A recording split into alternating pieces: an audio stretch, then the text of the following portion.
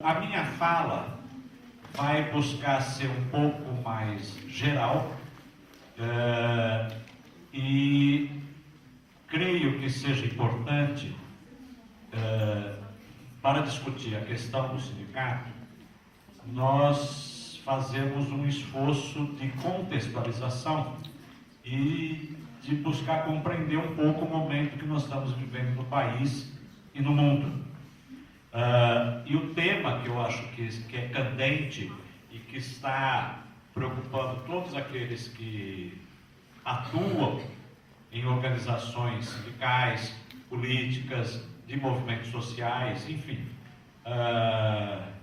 é um tema que não é novo, ele vem ele vem desde o século XIX, que é sobre a espontaneidade dos movimentos e a organização, ou que muitos de nós chamamos de o espontaneísmo.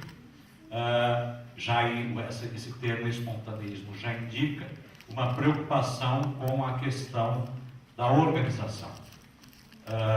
Nós estamos passando por uma onda de mobilizações no país e no mundo.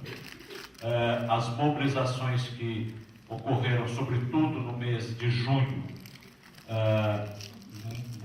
manifestações com alto grau de espontaneidade, com uma participação intensa da juventude e que muito rapidamente se propagou por todo o país e que continuamos vivendo de alguma forma essa onda. E nessa discussão, né, sobre espontaneísmo e organização, sempre vem aquela discussão do ovo ou da galinha, né, o que vem primeiro, né, o ovo ou a galinha, o que vem primeiro, a luta ou a organização. Toda a experiência que eu tenho e do que eu pude verificar na história, estudando, o que vem primeiro é sempre a luta. Não quer dizer que em algumas situações não possa uma organização ter sido construída, né, anterior ao processo de luta e depois desencadear. O próprio sindicato ao qual nós fazemos parte, que antes não era sindicato, era uma associação nacional de docentes, porque na época da sua criação, em 1981, os servidores públicos não tinham direito à sindicalização, eram proibidos de se sindicalizar. Nós tínhamos os professores das instituições particulares, eram filiados a sindicatos que reuniam a rede privada de todos os graus de ensino. Algumas universidades particulares possuíam associações, sobretudo as confessionais, mas não só, e as universidades públicas tinham suas associações de docentes, e como em outros segmentos, quando começaram as mobilizações no final da década de 70, passaram a atuar efetivamente como sindicatos. Os servidores se apropriaram das suas associações e fizeram com que elas atuassem efetivamente como sindicato. E de uma forma, inclusive, importante, porque a estrutura sindical oficial, herdada lá do Estado Novo, existente no Brasil, uma estrutura verticalizada, onde o Estado, o Ministério do Trabalho, tem o direito de intervir no interior do sindicato, com o imposto sindical e todos os instrumentos de controle do Estado sobre as atividades sindicais, os servidores públicos tiveram a possibilidade de experimentar no processo de mobilização a construção de organizações com elevado grau de independência, de liberdade que não se tinha nos sindicatos do setor privado. E a nossa experiência é que havia um esforço de buscar organizar, mas havia polêmica. Já chegou a hora de criar a entidade. E, obviamente, como em todas as situações, haviam aqueles que diziam que já era para ter criado, temos que criar, e aqueles que diziam, não, precisamos esperar mais um pouco, não está maduro, como acontece corriqueiramente em várias situações. E no segundo semestre de 1980 explodiu a primeira greve nacional dos professores das federais. E em fevereiro havia um congresso, e ninguém mais teve dúvida de que era para criar aquela organização. Se pegarmos na Argentina vários processos de luta e mobilizações que não tinham organização nenhuma, e nesse momento que nós estamos vivendo no país, explodiram mobilizações espontâneas. Não é que não existiam organizações, as organizações existem, né? Muitas participaram, ajudaram a construir essas mobilizações, mas a mobilização propriamente dita, ela ocorre a partir de chamados que poderiam ser qualquer chamado, não é qualquer chamado. O estopim das mobilizações não estão definidos a priori. E essas manifestações, com alto grau de participação da juventude,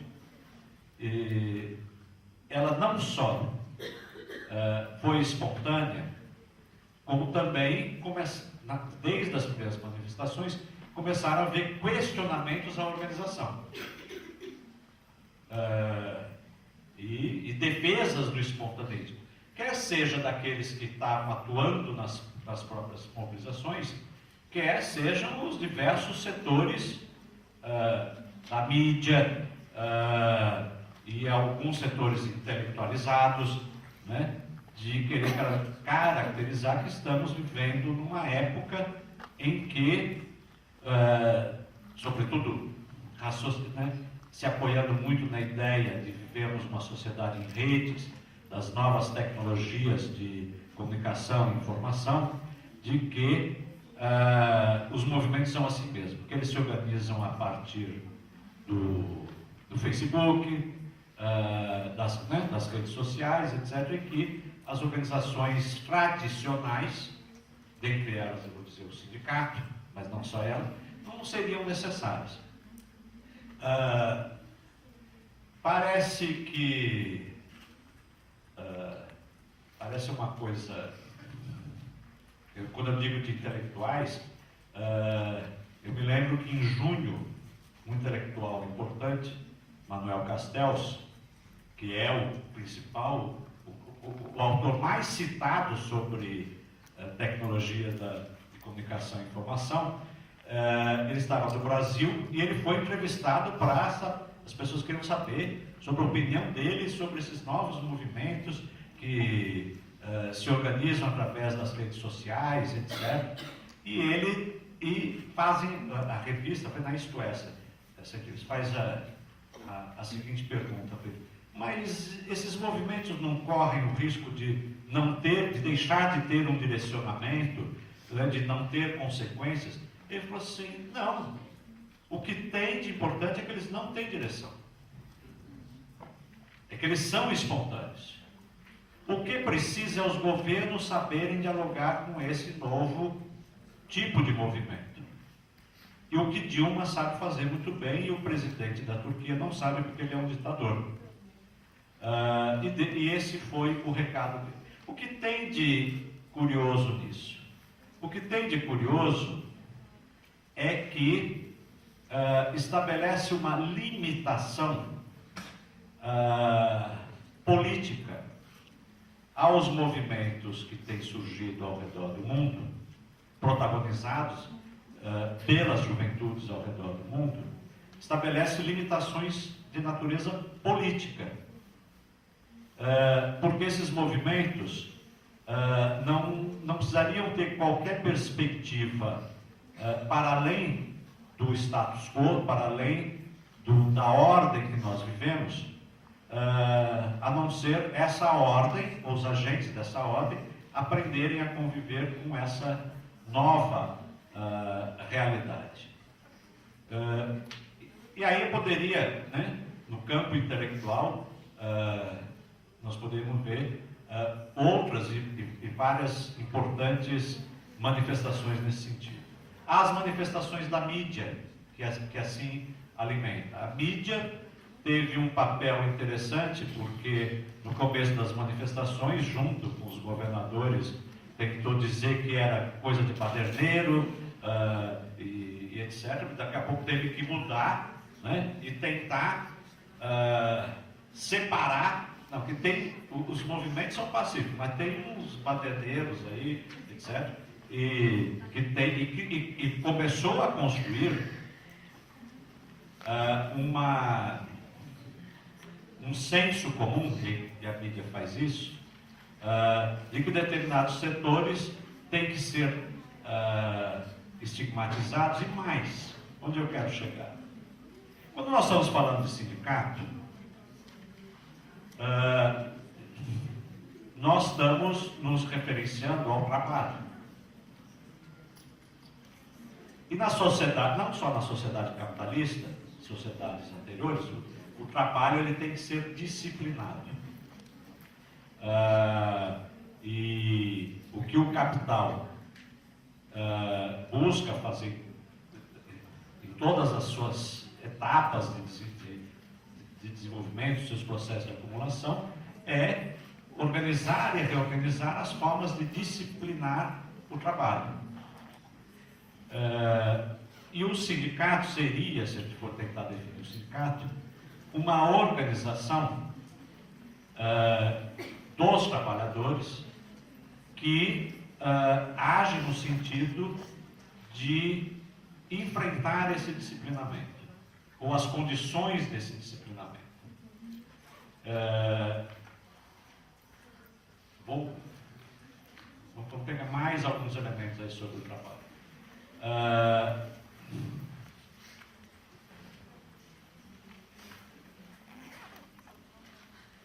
A força de trabalho não é a primeira vez na história que a força de trabalho é uma mercadoria. O trabalho escravo a força de trabalho era mercadoria também, certo? Tinha comércio dos escravos, que vinha da África para cá, o senhor de escravo ia comprar o escravo.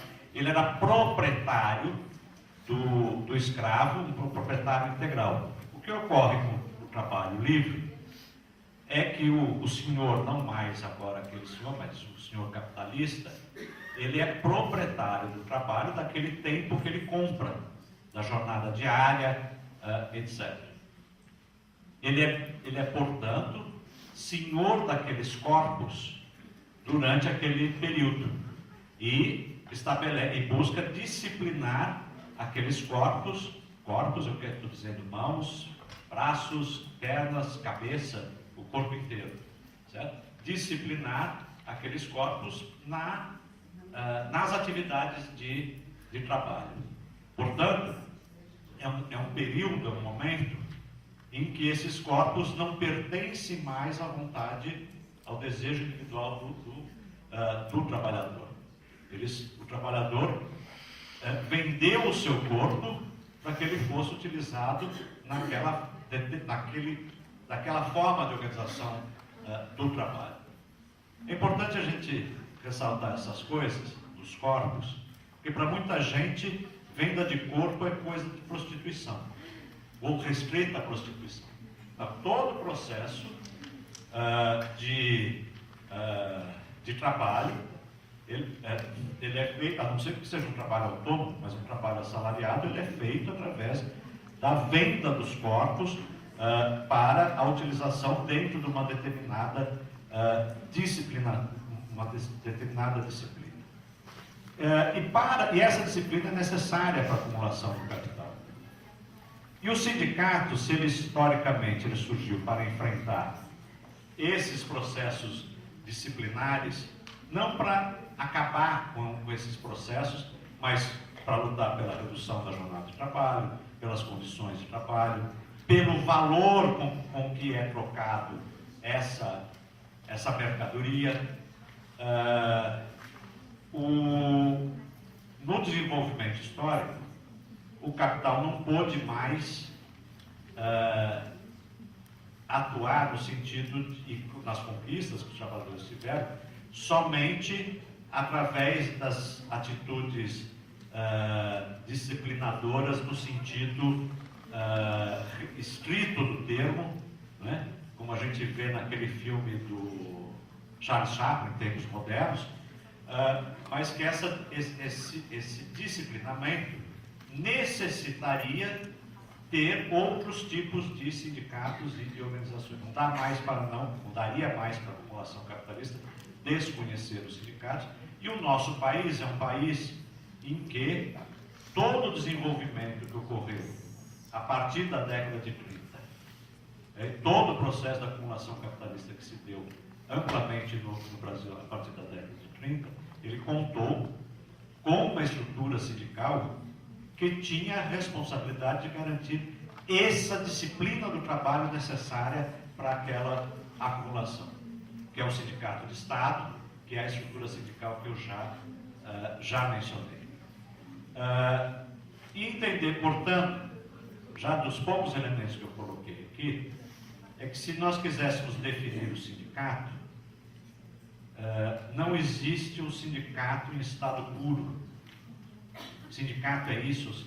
Todas as vezes que alguém menciona o sindicato, o outro pergunta, mas qual, onde, quem dirige aquele sindicato? A gente fica buscando informações para tentar entender como é aquele sindicato. Porque um sindicato não é igual ao outro. Um sindicato, se ele é parte de um processo de relações e um instrumento de relações, né, que enfrenta contradições, né, desde a contradição entre o capital e o trabalho, ele não existe e não pode ser explicado em estado puro. Portanto, no momento atual, em que nós discutimos o espontaneísmo e a organização, o sindicato tanto pode ser um instrumento para ajudar e contribuir com as mobilizações para o avanço das lutas, como pode ser um instrumento voltado a atrapalhar, a tentar conter essas mobilizações. Eu, apesar de ser de uma central sindical, sou da Secretaria Executiva da CSB com lutas, sinceramente eu já não sei mais quantas centrais sindicais. 8, né? São 8. Até hoje são 8 centrais sindicais. O que significa que no mínimo tem 8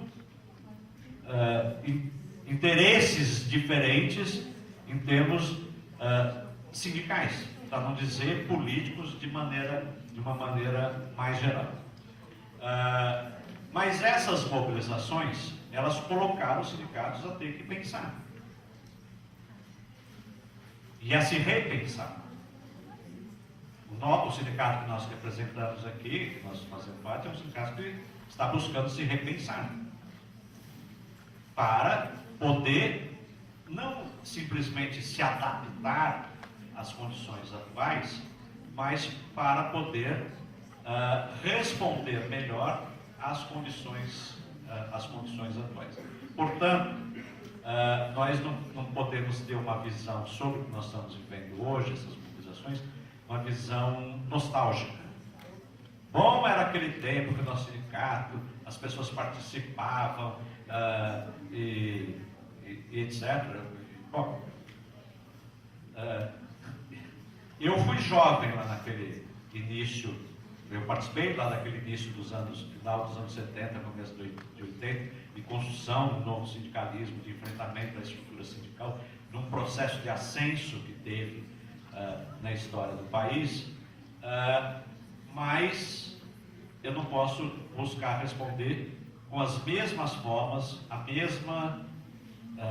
os mesmos elementos que tínhamos naquele momento, porque nós estamos vivendo outro momento e precisamos compreender e não ter nenhuma relação no que diz respeito à juventude, no sentido também de que nós, mais velhos, vamos ensinar a juventude como é que faz organização, porque na nossa época ninguém nos ensinou. Pelo contrário, nós tivemos que superar as estruturas, os sindicalismos que tinham naquela época e nós temos que ter alguma confiança e acreditar que os jovens vão poder construir as suas organizações, sentir a necessidade da organização. Isso não quer dizer que nós velhos não tenhamos participação e não vamos buscar contribuir, estamos buscando fazer isso.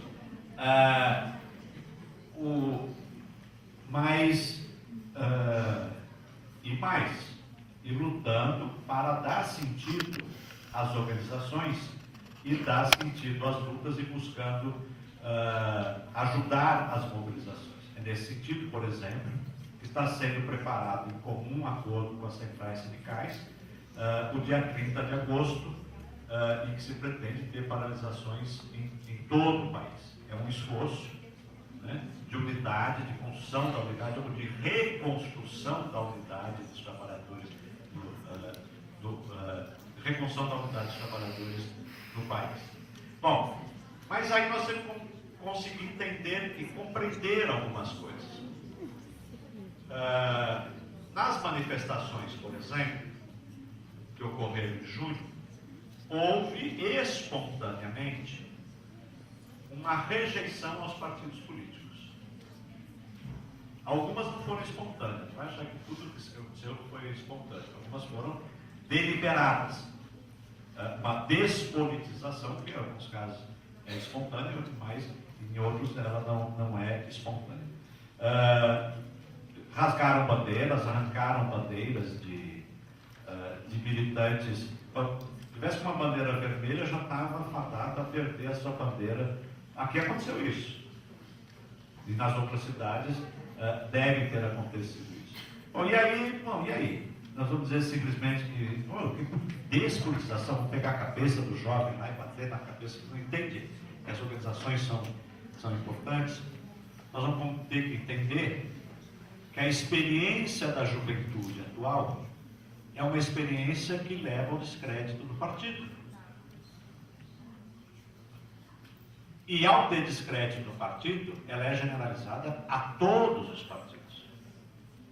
E, portanto, ela não é uma reação, vamos dizer, totalmente negativa.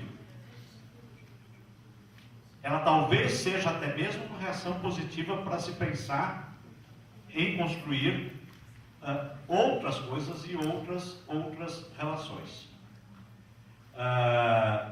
E até mesmo de questionamento aos partidos. Essa semana, o Estado de São Paulo, o jornal Estado de São Paulo, publicou uma entrevista com Jair Meneghelli.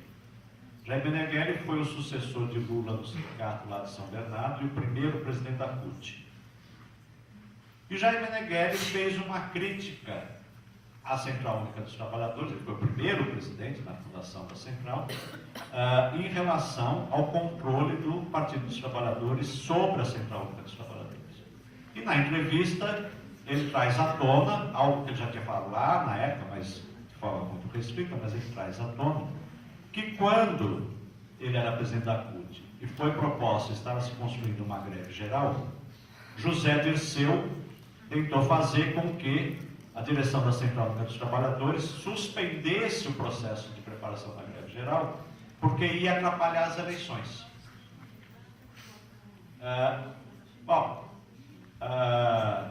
O que mostra que essa relação partido-sindicato já tinha lá na fundação da CUT algumas contradições, né? Porque é interessante, o partido que se diz Partido dos Trabalhadores e que acha que a greve ou a mobilização vai atrapalhar as eleições, ele já está fazendo uma opção pela oficialidade e que a luta atrapalha.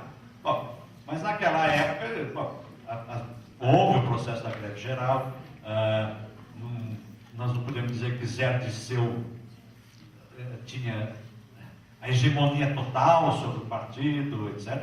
Bom, mas o que me chamou a atenção dessa entrevista, e ele faz várias críticas à Central Única dos Trabalhadores hoje, a sua submissão ao governo. E a entrevista é interessante porque o jornal entrevistou outros setores, inclusive o presidente da CUT. O presidente da CUT, ele assume as críticas que o Jair Meneghelli está fazendo, fazendo só elogios ao governo. E estes ouvidos aqui já escutaram o presidente da CUT, na audiência que teve com as centrais sindicais, com a presidente Dilma.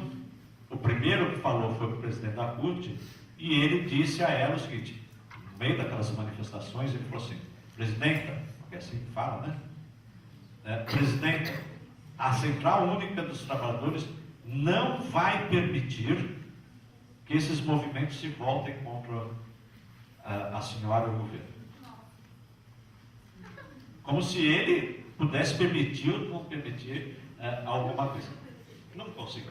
Bom, mas e o que ele fala agora no jornal, ele repete coisas desse tipo. Bom, mas o que me chamou a atenção foi a questão: mas onde estava esse Jair Meneghelli durante todos esses anos? Por que agora ele falou isso? O senhor Jair Meneghelli, lá naquela época, deram uma saída para ele. Ele passou a ser conselheiro, se não me engano, do sistema S, do SESI. Deve receber o seu jeton para ter uma vida razoável, e você fica aí e fica calado. E ele assim ficou calado durante muitos anos. E aí a pergunta é o seguinte: o que faz com que ele hoje se dispõe a dar uma entrevista para um jornal e a dizer essas coisas, a fazer essas críticas à Central Única, ao partido do qual ele é filiado, do qual ele sempre participou? O que faz com que isso aconteça é uma mudança na conjuntura. E eu penso, para ir chegando ao final da minha fala, que o que nós vivemos é um processo de mudança da situação política, não só no país, mas no mundo, e que não é provocada pelas mobilizações. As mobilizações, o pote das mobilizações é resultado dessa mudança. E aí vem uma questão de método que nós que atuamos no sindicato buscamos construir, nem sempre entendemos, né? Às vezes a gente quer forçar uma mobilização, tem que sair a mobilização, mas ela não sai, porque o sindicalista sempre acha que tem que propor a mobilização. Eu vou mencionar a Rosa Luxemburgo, que ela, tratando da Revolução Russa de 1905, e na polêmica com os anarquistas, da social-democracia com os anarquistas, e houve uma explosão de greves em 1905 na Rússia, greves grandes, de massa, uma proporção gigantesca, como é que fala esse negócio de pólvora? Rastilho, como rastilho de pobres. Bom, e que o motivo tinha sido uma demissão numa fábrica de algumas operárias. Uma demissão de alguns operários não necessariamente provoca grandes ondas de mobilização. Mas, no caso, aquele fato provocou aquela grande onda. E ela diz o seguinte, na polêmica dos anarquistas, que os anarquistas defendiam que, através da greve geral, nós vamos fazer a revolução. E ela vai mostrar o contrário. O que faz a greve geral, o que faz as grandes greves de massas, é a revolução. É o contrário. Não é a revolução enquanto todo o processo revolucionário, ou no que diz respeito ao fim, ao resultado desse processo, mas ela está dizendo o que faz com que aquelas greves possam ocorrer é a situação política. Uma situação política geral, que muda, ou que está em vias de mudança. Então, o que faz com que no nosso país, no Egito, na Turquia, na Europa, nós tenhamos hoje manifestações com grau de espontaneidade muito grande, grandes manifestações de milhares, milhões de pessoas, é uma alteração na conjuntura, que alguma coisa está se esgotando. Em escala internacional, nós temos visto o aprofundamento da crise, que é uma crise estrutural, e no nosso país, nós temos vendo as consequências dessa crise e também as consequências, ou vamos dizer assim, o esgotamento, o começo do esgotamento, de um modelo político-econômico construído na crença da possibilidade de agradar, de contemplar do mais pobre ao banqueiro. Não sou contra ajuda aos pobres, não sou contra bolsas, não sou contra nada disso.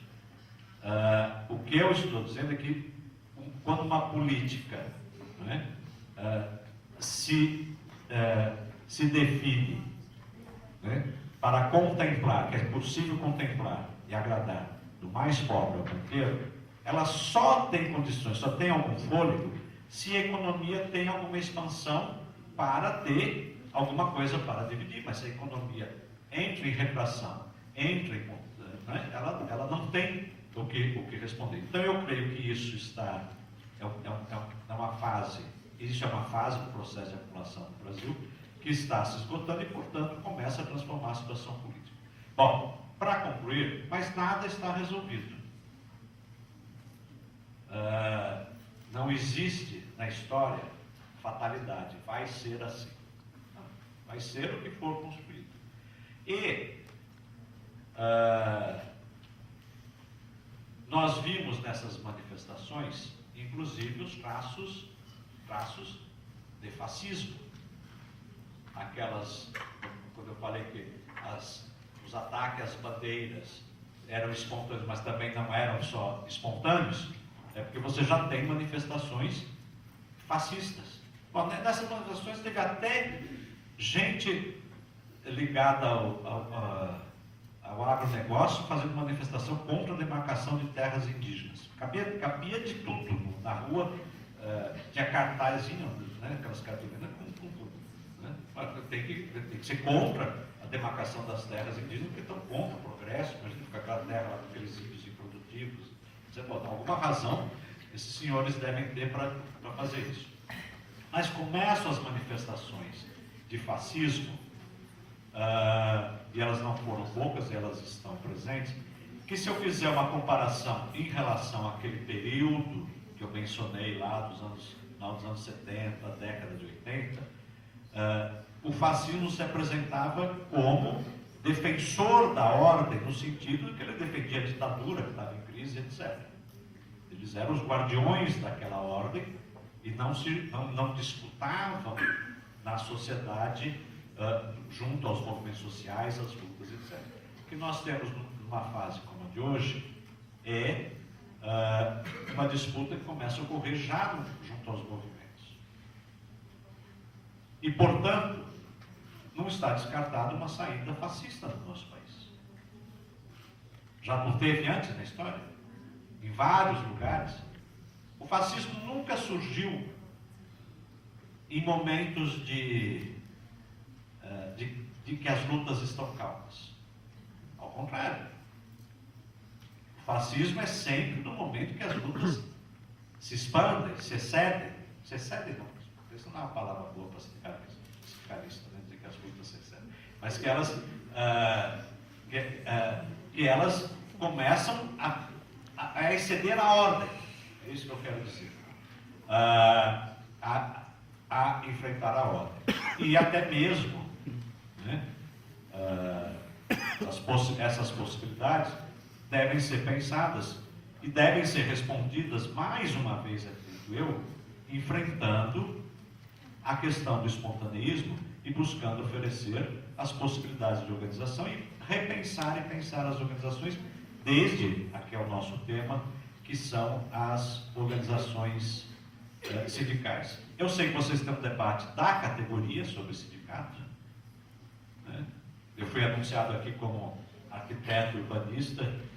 Nós temos uma federação, que aliás é filiada à Central dos Trabalhadores, em alguns estados tem sindicatos, aqui teve, eu participei da formação, depois largou, mas participei, mas depois o sindicato esmoreceu por uma razão muito simples. Nós tínhamos um sindicato que era ao mesmo tempo de patrão e de empregado, né? Uma categoria profissional desse tipo, que tem os donos de escritório, tem os empregados de escritório. Bom, ela defende o que? Defende a arquitetura, né? Bom, então, cada categoria, cada segmento tem um debate que lhe cabe, né? E eu acho extremamente importante que o Conselho, né, onde esse evento organizado pelo CRES, esse debate apareça, e vocês têm a virtude de ter um conselho que debate questões importantes de forma não corporativa. Não é o que acontece com o meu conselho, que agora inventaram, nós pertencíamos ao Conselho de Engenharia, Arquitetura e Agronomia, agora criaram só de arquitetos, então os arquitetos muito felizes, e eu não sei, mas é uma defesa pura e simples do mercado de trabalho e da corporação. Então eu acho que o CRES, e nós temos uma relação com o CRES há bastante tempo, com o Conselho Nacional e com o CRES, e com a BEPS e com as organizações do serviço social, que se debruçam a pensar desde a formação do assistente social até todos os seus desafios profissionais, e pensar os movimentos sociais, as organizações sociais e o lugar do assistente social, que não cabe a mim debater. Coube a mim, nessa fala que eu espero que tenha contribuído, lançar alguns elementos que eu não tive aqui a pretensão de explicar, porque eu não sei explicar tudo o que está acontecendo. E nem quero ter essa pretensão, eu quero ter o sabor de poder participar desse processo e aprender ao longo desse processo, como é o que eu estou buscando fazer. Obrigado.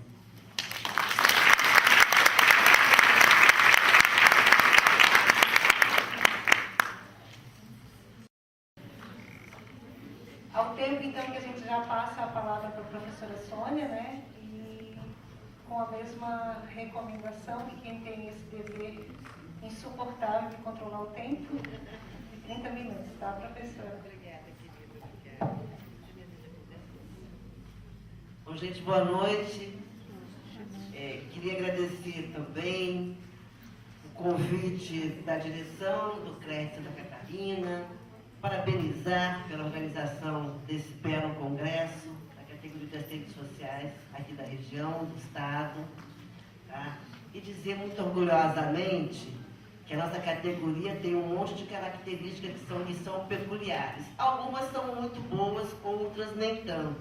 Mas se há uma qualidade que nós temos e somos muito invejados, é que a gente se encontra, não é? Se encontra. Eu acho. Eu sou muito orgulhosa disso. Tá? Mas como vocês fazem encontro, congresso, seminário? Alguns com 3 mil, meu bem, desculpa. Nós somos assim. Tá? E isso faz com que a gente, né, faça sempre, com todas as dificuldades, com todos os limites, né, debates. Faz a gente andar. Então eu acho que encontros como esse são sempre muito, muito, muito agradáveis, e é o momento da gente de partilhar as nossas dificuldades, as nossas angústias, mas também buscar em conjunto se fortalecer, tá? E buscar alternativas para continuar contribuindo com o nosso trabalho, que é o trabalho de contribuir para que a classe trabalhadora acesse os seus direitos. Não é isso? Bom, eu fui convidada para compartilhar essa mesa com o Paulo, já compartilho com ele há muitos anos. Quando eu entrei no sindicato, há 20 e poucos anos atrás, Paulo já era, tá, uma referência na direção do sindicato, e eu sou muito feliz por compartilhar com ele a direção do Sindicato Nacional, e estava aqui, inclusive, assoprando com ele que ele devia escrever essa fala dele, porque ajuda a gente a pensar num monte de coisa, né? Eu fiquei aqui prestando atenção e pensando num monte de coisa. Bom, nos foi pedido que nós conversássemos sobre a questão do movimento sindical e a atuação do serviço social nos espaços democráticos. Como é que eu organizei essa conversa? Primeiro, eu gostaria de focar a minha exposição no debate sobre os nossos desafios na atuação como assistentes sociais, especialmente, tá? Mas não só, nos chamados espaços democráticos, tá? Nesse contexto atual. E eu tomei algumas referências para fazer esse debate com vocês. E a referência pautada em 2 elementos. Primeiro, no fato de que nós temos uma ação profissional determinada pela forma como nós nos inserimos, né, como a profissão se insere na divisão social e técnica do trabalho. Nós temos uma ação absolutamente determinada também pelas condições particulares de realização do nosso trabalho profissional num país da periferia, no qual não houve estado de bem-estar social, o que coloca, né, obstáculos à realização, né, da nossa ação profissional e ao nosso projeto político, tá, bastante diferenciados, tá, daqueles com os quais se confrontam profissionais que viveram, tá, o chamado estado de bem-estar social. Tá? E, ao mesmo tempo, tomo como uma da outra referência o fato que nós estamos vivendo ainda uma conjuntura em que, sem dúvida, há um ascenso dos movimentos sociais, mas ainda está profundamente marcada pelas repercussões das mudanças, né, impostas pelo neoliberalismo, pela expansão produtiva, nas relações entre o Estado e a sociedade, tá, e nas relações do mercado de trabalho, que repercutem fortemente sobre as condições de vida da classe trabalhadora e, inclusive, sobre as nossas condições de exercício profissional. Um outro elemento que me parece importante, eu já falei sobre ele, mas eu vou apenas chamar a atenção para o fato, é de que os chamados espaços democráticos de atuação profissional, eles foram criados num contexto profissional, num contexto social, tá? Foram bolados, pensados num contexto, e que a atuação deles nos últimos anos é determinada por essas mudanças que vêm ocorrendo na conjuntura. O que eu estou entendendo por espaços democráticos? Eu estou entendendo por espaços democráticos de atuação os espaços organizativos criados para defender os interesses da classe trabalhadora, tais como os sindicatos, os movimentos sociais e os chamados conselhos públicos. Tá? Bom, inicialmente me parece que é importante nós nos lembrarmos que, historicamente, o processo de conquista e ampliação de direitos na sociedade capitalista, incluindo o direito à educação pública, à saúde pública, ao direito de manifestação, de organização, de expressão, e os direitos trabalhistas como um todo, são fruto de muitas e muitas lutas de trabalhadores e trabalhadoras que só eclodiram com o surgimento do primeiro processo de revolução industrial no centro da Europa e, consequentemente, do surgimento da questão social.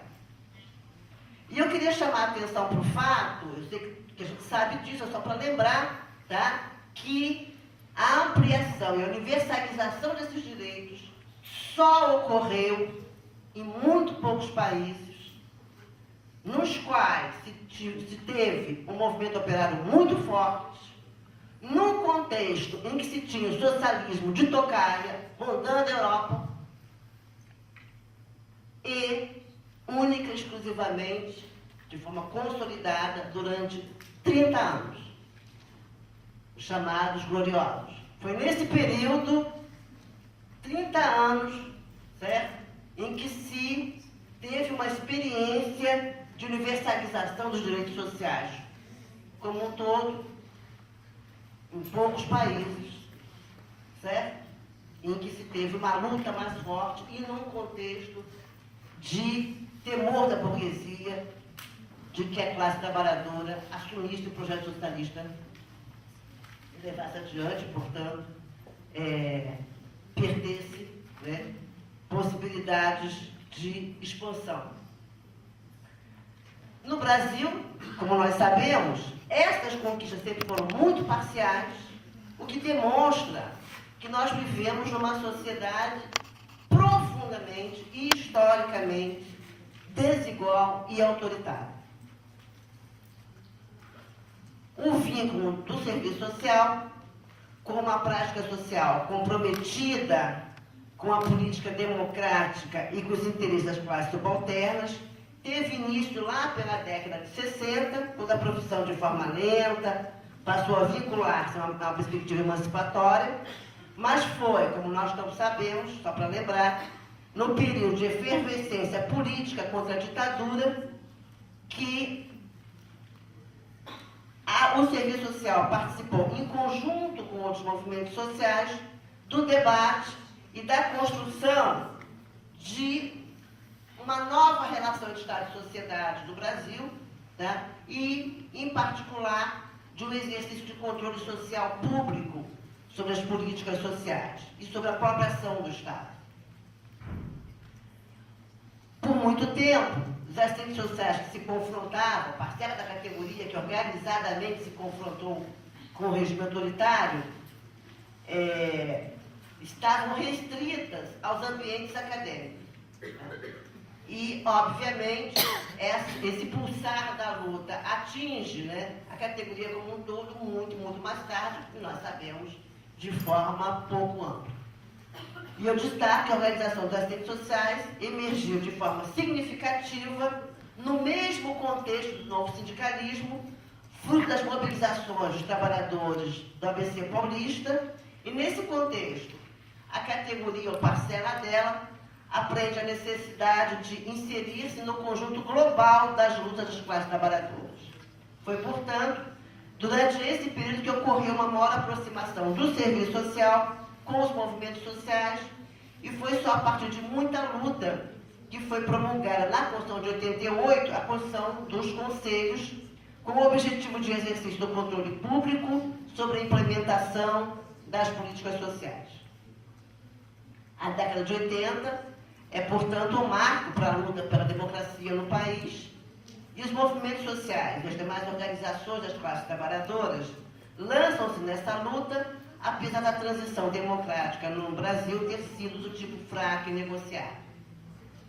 A promulgação da Constituição Brasileira de 88, com base no postulado de que as políticas sociais devem ser reconhecidas como dever do Estado e direito cidadão, é acompanhada pelas diretrizes da participação popular, da descentralização política administrativa, o que possibilita a abertura de espaços para a participação da sociedade civil na realização do chamado controle social democrático das políticas sociais. Essa década marca também um importante momento para o serviço social. Os assistentes sociais, após um longo período de renovação profissional, vão desprendendo-se das bases históricas que forneceram legitimidade e promovem uma reorientação teórica, ético-política do seu projeto. E esse processo traz entre os seus resultantes a constituição do nosso projeto ético-político, voltado para a defesa dos interesses das classes trabalhadoras. Nesse sentido, os profissionais de serviço social apresentaram-se como um dos protagonistas, junto aos movimentos sociais, na luta pela redemocratização da sociedade e do Estado, da construção da Constituição Federal de 88, na garantia da participação popular nos momentos decisórios acerca dessas políticas sociais e no controle social democrático. Os conselhos de política de direitos emergem como um dos espaços de realização desse controle social. E os assistentes sociais participaram ativamente do processo de criação e implementação desses condutos de participação e passaram a ser chamados a participar dos conselhos, não só como conselheiros, mas como assessores, capacitadores e pesquisadores.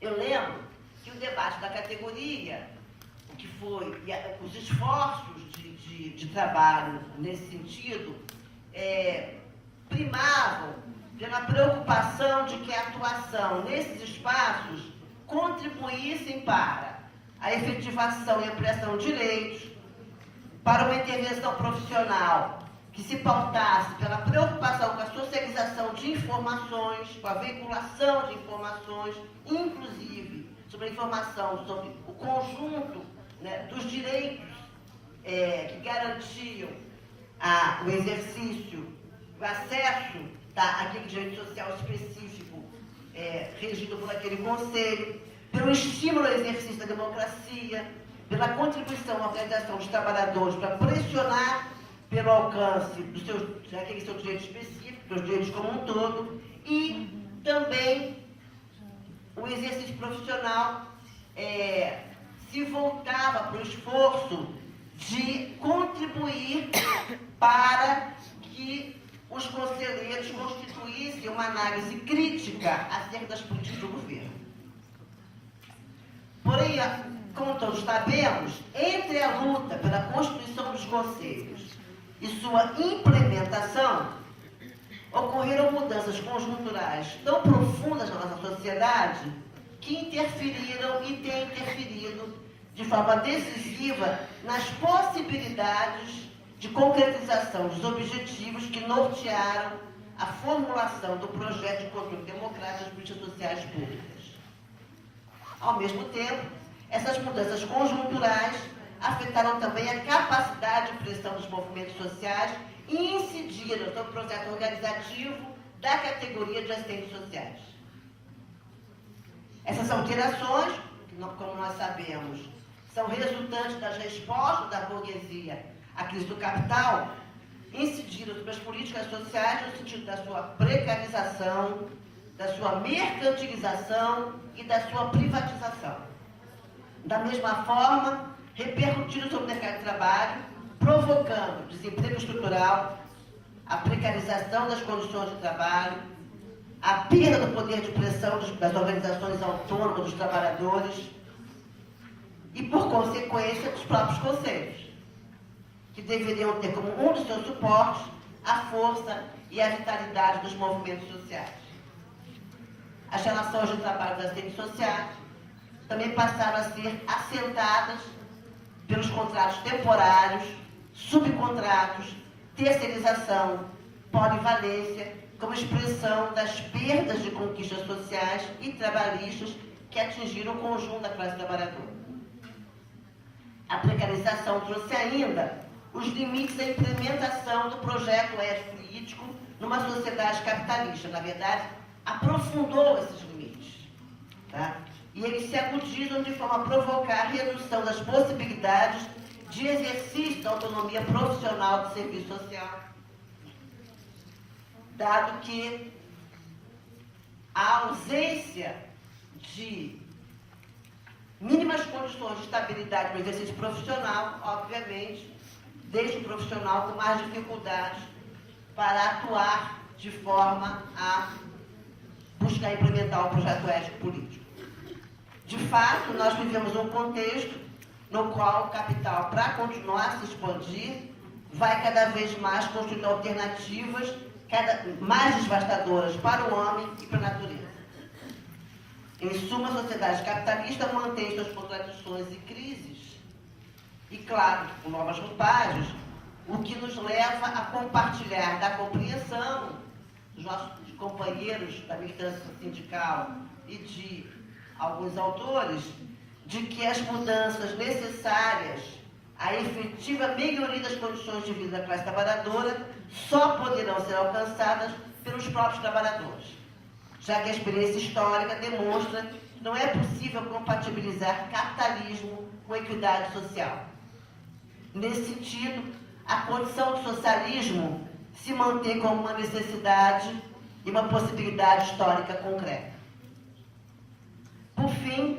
eu queria ressaltar, de forma muito esperançosa e chamando a atenção para a fala do Paulo, de que nós temos vivido nesses últimos junho, julho, agosto e com certeza setembro, né, manifestações vigorosas em dezenas de capitais desse país, o que demonstra de forma inequívoca que os trabalhadores brasileiros, em especial a juventude, decidiram sair da inércia e, do mesmo modo que os trabalhadores europeus, ocupam as ruas para expressar sua indignação e, ao mesmo tempo, apresentar propostas. Estes movimentos têm revigorado o ânimo dos que lutam e têm servido para pautar o debate da política na nossa sociedade. Parece-me, pelo menos essa foi uma experiência que eu vivi de forma forte, tá? Que passou-se a tratar das questões da política como parte do cotidiano, tá? A partir das manifestações de junho. E isso é resultante da ida dos trabalhadores, das trabalhadoras e de nossa juventude às ruas. Sem dúvida alguma, a população trabalhadora brasileira viu-se sacudida diante de uma ordem social marcada pela iniquidade social, pela institucionalização da violência e pelas dramáticas consequências sociais produzidas pela destinação dos recursos públicos em favor do aumento dos lucros do capital, tendo o papel, o Estado, como grande intermediador central desse processo de entrega do patrimônio e dos recursos públicos. Infelizmente, ao longo das marchas por reivindicações históricas, construídas nas lutas dos movimentos sociais, porque aquelas bandeiras, aí os movimentos podem ter sido um momento importante de espontaneidade, mas as bandeiras foram construídas e têm sido construídas historicamente nos últimos, pelo menos, 30 anos. Mesmo diante do anúncio dos pactos propostos pelos governos, as ruas não esvaziaram. Ao contrário, as mobilizações continuam. As entidades de classe organizadas passaram a assumir um papel mais diferenciado no processo e as bandeiras históricas pelos direitos dos trabalhadores continuam nas ruas. Em saúde e educação pública, não há renúncia fiscal que favorece os empresários, passe livre, desmilitarização da polícia, punição dos corruptos e rejeição aos mega-eventos.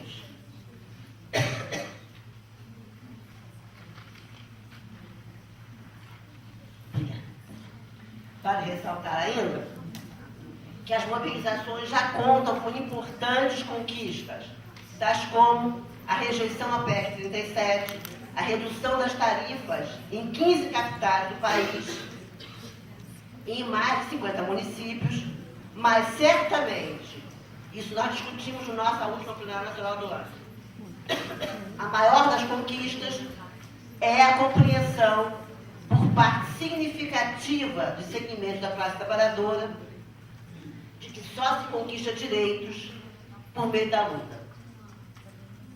Isso certamente deve servir para revigorar, e tem servido para revigorar, o movimento sindical e o conjunto dos movimentos sociais. Nesse contexto, os desafios dos movimentos sociais, sindicatos e partidos do campo da esquerda é imenso. Me parece que, no mínimo, nós nos demos conta de que a grandiosidade das manifestações está profundamente além da nossa capacidade de intervir na direção delas. No mínimo, essa ficha caiu. Isso significa a necessidade de nós, francamente, e calçar as sandálias da humildade. É isso? Fazemos uma avaliação crítica de nossos processos organizativos, de nossas posturas nas relações com a classe como um todo, buscarmos mais unidade na relação entre nós, buscarmos vencer a profunda disputa entre nós e a fragmentação, no sentido de atuar na direção de uma contribuição mais efetiva para a busca do que as ruas estão apontando, a necessidade de uma profunda transformação dessa sociedade. Por fim, eu queria dizer que, para nós, profissionais que lidam com as mazelas resultantes da questão social, esse contexto se coloca como um contexto que nos traz uma enorme oportunidade. Traz uma oportunidade para a classe trabalhadora como um todo, e inclusive para nós. Nesse sentido, eu proponho para o debate, se não para o debate de hoje, mas para o debate, conversarmos sobre 2 desafios que têm sido, ao meu ver, alvo das nossas conversas já de algum tempo. A verdade é continuar esse debate. O primeiro desafio é um desafio, obviamente, teórico. Cada vez mais é necessário que nós façamos conversas, debates entre nós, leituras que nos ajudem a desvelar a realidade social de forma crítica, para enfrentar o profundo conservadorismo que nesses últimos anos tomou conta da nossa formulação, da nossa elaboração e da nossa intervenção profissional, e que tem nos levado a naturalizar a desigualdade social e a culpabilizar os indivíduos por suas mazelas sociais. E parece que essa forma, essa busca, esse esforço teórico ainda maior, pode nos ajudar na construção de um exercício profissional que se mantenha reelaborando de forma crítica e propositiva as requisições impostas pelos gestores das instituições nas quais estamos trabalhando. Mas o desafio teórico, ele não muda a realidade. Certo? Não, ele ajuda, nos fortalece, mas não muda a realidade. A única coisa que muda a realidade, por isso eu estou chamando a atenção para as questões da luta, é a luta concreta. Nossas dificuldades de implementação do nosso projeto ético-político não serão resolvidas única e exclusivamente pela elaboração teórica. Temos andado bem, avançado bastante, mas é necessário que a gente lute mais. E por isso esse momento é uma oportunidade para todos nós. Nesse sentido, o desafio político que se coloca para nós é o aprofundamento dos nossos processos organizativos enquanto categoria. Ao mesmo tempo, a necessidade, cada vez mais em pauta, de estreitar ou criar, onde não existem, laços dos movimentos sociais nas instituições que nós trabalhamos. No sentido de que esses laços possam revitalizar a nossa apreensão da realidade social e, ao mesmo tempo, buscar garantir uma legitimidade para a nossa prática profissional, para além daquela que lhe é dada pelos poderes instituídos. Ou seja, eu quero tentar construir uma conversa entre nós que construa uma unidade entre a busca de aprofundamento teórico com a necessidade cada vez mais urgente de aprofundamento da nossa ação política. Estou avaliando que o diálogo representante de movimentos sociais autônomos contribui para o reconhecimento das demandas oriundas da luta e do debate coletivo. E estou chamando a atenção para o fato de que o reconhecimento dessas demandas e a análise teórica pode contribuir para a revitalização profissional e para qualificar a intervenção, inclusive, do movimento social na luta social. Por fim, me parece que é fundamental que a gente continue fazendo um debate difícil, polêmico entre nós, acerca do nosso processo organizativo. Certo? Eu fui da última direção, Comissão Gestora do Sindicato de Assistência Social no Rio de Janeiro. Eu fui entregar a chave para a CUT, a sede é própria, eu fui entregar a sede para a CUT, fechamos, depois de um ano de intenso debate, até que a categoria reabriu. E nós nunca mais botamos a mão de novo. Está lá, mas não é nosso. Certo? Se quiserem, a gente vai para o debate aí, para enfrentar essa conversa dura, certo? Mas acho necessário. Não se resolve o problema sem enfrentar, não é isso? Então, por fim, eu queria dizer que é fundamental que a gente faça um debate sobre a necessidade da nossa organização política. A categoria não é a mesma de 20 anos atrás. Você tem uma assistente social numa ONG precarizada, lá no interior do estado, sem carteira assinada. Certo? Como é que você resolve? Certo? É diferente de um concurso para o INSS há 20 anos atrás, que estavam 2.000 assistentes sociais. Não é? Então, é uma categoria com perfil novo, com exigências novas, que, portanto, né, requer o enfrentamento da necessidade de construção de processos organizativos que respondam a esse novo perfil. O que me parece que é fundamental que a gente tenha clareza é que construção de processos organizativos, nós por nós mesmos, certo? Provavelmente não vão conseguir fazer com que a gente consiga avançar na superação das nossas grandes debilidades. E por fim, eu queria dizer que eu, junto com o Paulo, junto com o Andes, junto com os movimentos sociais combativos dessa sociedade, tá?